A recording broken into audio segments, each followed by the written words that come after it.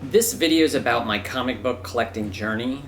A lot of the things I'm going to be talking about I've already discussed in my comic book collection video series, but I want to take those stories and put them in a more linear fashion. To frame all of this, I was born in the year 1974. When I was younger, I do recall reading kids' comics. In this picture, that is me on the right. Not sure what year this was taken. As you can see, there is some Scooby-Doo and Popeye. I don't recall the All-Star comics from DC. I do recall being a fan of the live-action SpiderMan TV show that ran from 1977 to 79. I have seen the show since I was a kid, and it's not great, but for as young as I was, it did leave an impression on me. This next photo is a Christmas picture. What's notable about it is the Spider-Man punching bag. I don't recall it, so I'm not sure whose it was. One toy that I do recall getting is the 1979 Spider-Man toy. And I actually have a few Christmas photos from the year I got it. It wasn't a great toy, as I had trouble getting it to work properly, and of course his arms didn't move.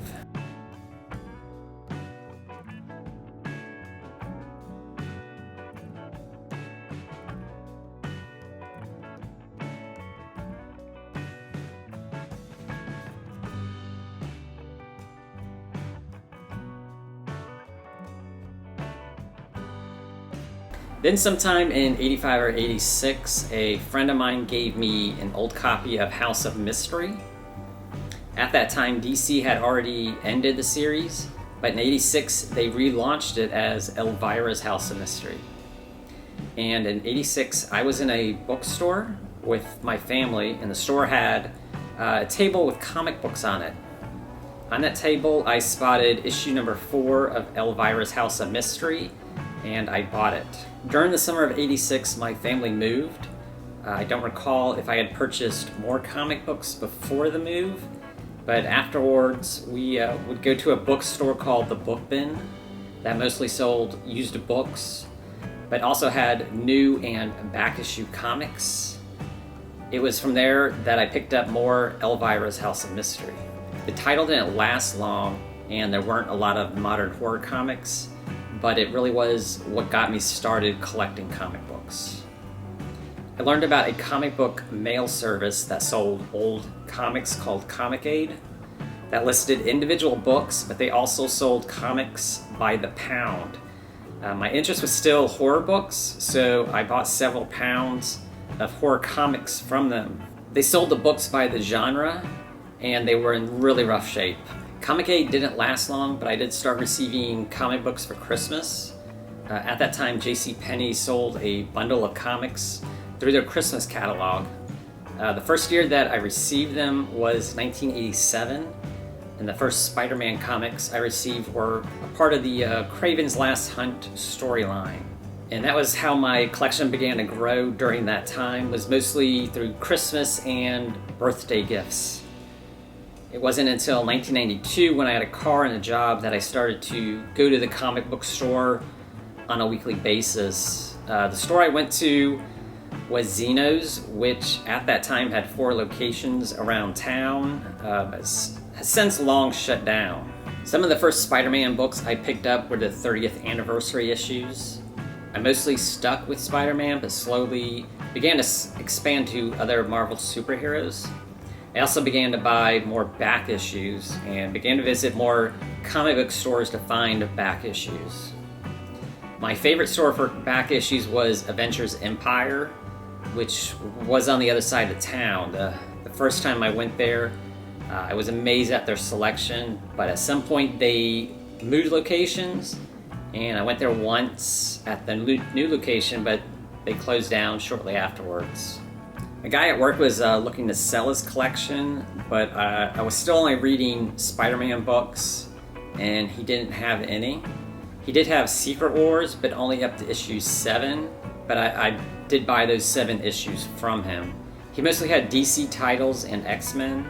He gave me at least a long box of books to take home and look through. It was a few days before I saw him, so I started reading the X-Men books starting with issue 101. I was still new enough to comics that I didn't realize that I was reading a classic run of books. From those stories, I became an X-Men fan and I started picking up new issues with number 298. I did buy a few of those X-Men books from him, but I have since that time regretted not buying the whole lot from him. That same year of 1993 was the death of Superman.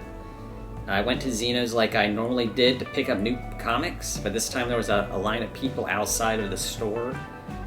And of course the following week those same people were nowhere to be found. Over the years I stopped collecting comic books for financial reasons. The first time being just before the start of the Spider-Man clone saga. But I've always gone back after a short period of time.